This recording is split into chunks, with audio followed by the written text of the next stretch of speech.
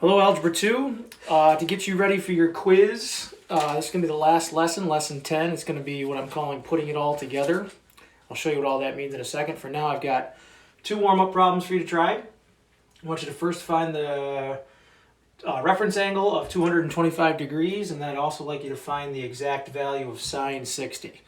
So go ahead and do that first. All right, for the first question, you were asked to find the reference angle of 225 degrees.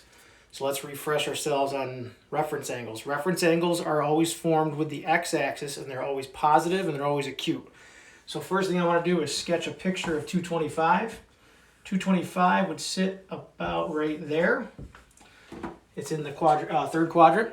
So the reference angle for 225 is going to be this angle right here formed with the x-axis. So just doing a little bit of quick subtraction, we know this is 180, this is 225. If I take 225 and I subtract 180, I find out that 45 degrees is the reference angle for 225. So that's number one. For number two, I asked you to find the exact value of sine 60. To get that, you're going to go to your 30, 60, 90 triangle. Your sides of your 30, 60, 90 are 1, 2, and radical 3. So if I want the sine of 60, I'm going to use opposite over hypotenuse from SOHCAHTOA, O over H. Opposite of 60 is radical 3. The hypotenuse is 2, so radical 3 over 2 would be the exact value of sine 60. All right? So I'm calling today's lesson Putting It All Together because what I'm going to do right now is we're going to take the last 9 lessons and it is all going to come together as one right now. All right, so I'm going to give you a series of examples. After about the 4th or 5th example, if you think you have the hang of it, you can just stop watching and go ahead and get your homework done. But if you think you need more, just keep following along here. I think I'm going to do a total of 6 or 7 of these. All right, so here's our first one. I'm going to start asking you to find the sine, cosine, and tangent of angles that are larger than the ones we've seen or a little different than the ones we've seen.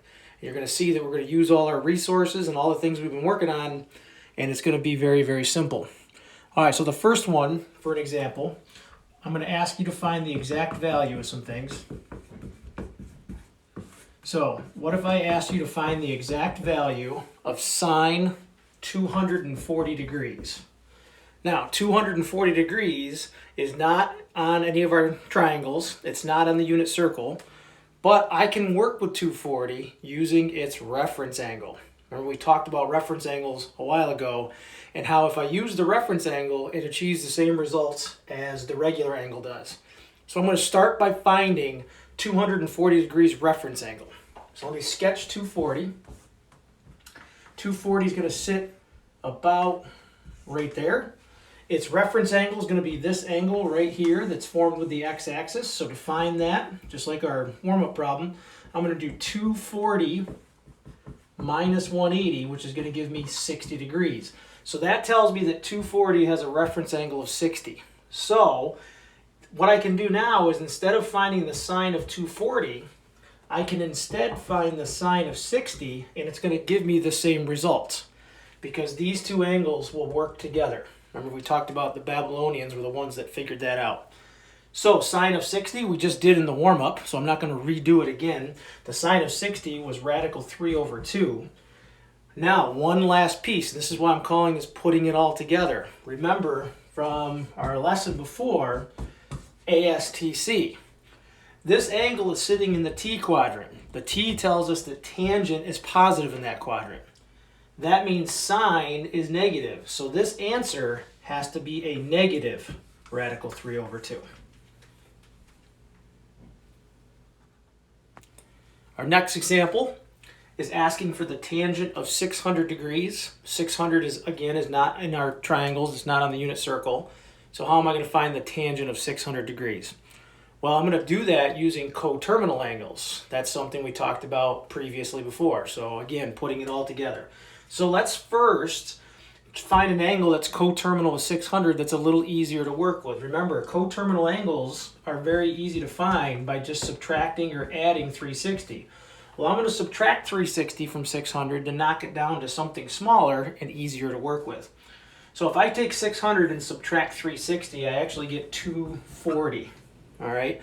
So what that means then is instead of finding the tangent of 600, I can actually find the tangent of 240 instead. 240 is going to be a lot easier to work with. We just worked with 240 actually in the last example. So let's sketch 240 one more time. 240 we said sat about right here. We already found its reference angle in the last example, right? 240 has a reference angle. If you do 240 minus 180, has a reference angle of 60 degrees. So that tells us then that we can instead find the tangent of 60 degrees, which we can get from our 30, 60, 90 triangle very easily. So let me just sketch that in real quick. Tangent of 60. Tangent is, I'm running out of room here, opposite over adjacent. So tangent of 60, opposite over adjacent, it's going to be radical 3 over 1. But again, we have to pay attention to ASTC. ASTC. We're in the T quadrant with 240. That tells us tangent's positive, so I am going to leave my answer as positive radical 3 over 1. So that problem had coterminal angles in it, reference angles in it, your 30, 60, 90 triangle, and ASTC. So that's what I mean when I say we're putting this all together. Let's try another one. All right, this time we're trying to find the sine of negative 45. So let's first, negative 45 is an easy angle to sketch. Don't need to do any coterminal work or anything like that. Negative 45 is right there. All right, so what is negative 45's reference angle? Remember, reference angles are formed with the x-axis, always. So, gotta turn my light on here. So, this angle right here is a 45-degree angle because we went down negative 45 to get there, so we would call the reference angle just positive 45. That's kind of weird, but reference angles are always positive, so we'll call it 45. So instead of finding the sine of negative 45, we're just finding the sine of 45. Now, how do I get the sine of 45? 45, 45, 90 triangle. 1, 1, root 2.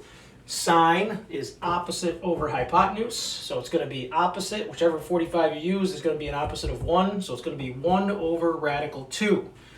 Now, last thing, ASTC. This is the C quadrant, which means cosine is the only one that's positive, which means this answer is going to be negative 1 over radical 2. All right, now let's try the cosine of negative 120. Let's start by sketching negative 120. Don't have to do anything coterminal because negative 120 is going to be real easy to sketch. Negative 120, negatives go in this direction. So negative 120 is going to be about right, actually that's probably a little too far.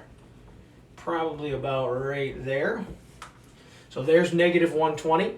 We need to find its reference angle. Its reference angle is found by forming with the x-axis right here. It's going to be this acute angle. We know that this is negative 120 right here. This is negative 180. There is a difference there of 60 degrees. So this reference angle right here is 60 degrees. That means that we can change this problem to cosine 60 instead of cosine negative 120. All right, remember reference angles are always positive. That's why it's a positive 60. So where am I going to get the cosine of 60? 30, 60, 90 triangle. Cosine, adjacent over hypotenuse. Adjacent to 60 is 1, hypotenuse is 2. 1 over 2 is my answer, but ASTC, this is in the T quadrant. That means tangent's the only one positive. Cosine's going to be negative in that quadrant, so I have to call it negative 1/2. Like I said, at this point, if you've seen enough and you're good, you can stop here and start the homework. I'm going to do 2 more, though, in case you need it. Okay, next one is going to be the sine of 900 degrees. 900 degrees is a huge angle, so we're going to use the coterminal stuff to knock it down to something smaller that's easier to draw. So remember, 900 is really big, so if I subtract 360, I can knock it down to something smaller. So if I do 900 minus 360, let's see, we get 540. 540 still pretty big. I could knock that down again. So I'm going to go ahead and subtract 360 one more time. And when I do that, it puts me at 180. And we know where 180 is. So let's go ahead and sketch 180. Don't really need to do much sketching here because we know where 180 lies. It's right here. 180 is one of our angles on the unit circle. So that's where we're going to want to get this answer from. So first, let's just establish that because 180 is coterminal with 900, we're actually just finding the sine of 180 because they're the same angle. All right, so let's find the sine of 180. We do that with our unit circle. 180 is right here. What are 180's coordinates? 180 has coordinates -1, 0. Remember, sine is your y value when you're on the unit circle. So the sine of 180 is going to be 0 because that's the y value at 180. All right, last example. Asking for the cosine of 135, but I've put a negative sign out in front. So that means whatever answer we get for cos 135, we need to negate that answer. That's all that negative is telling us. So let's first find the cosine of 135. Let's sketch 135, which sits right here. Find its reference angle. All right, the reference angle for 135 is going to be this angle right here.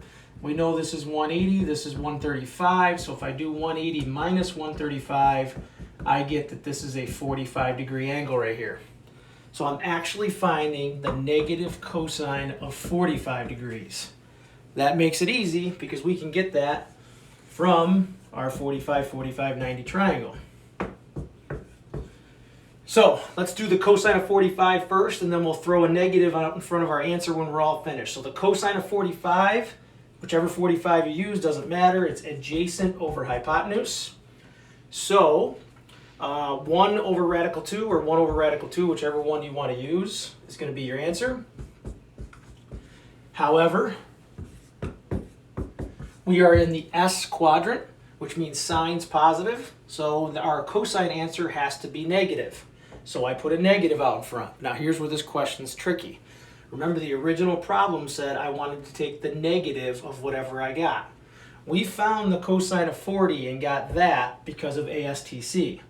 There's still a negative out in front of that whole thing. So we actually are finding the negative of -1 over radical 2. So that's going to switch the final answer to a positive 1 over radical 2.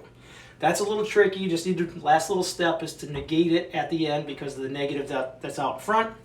A double negative makes it a positive. So there's your final answer.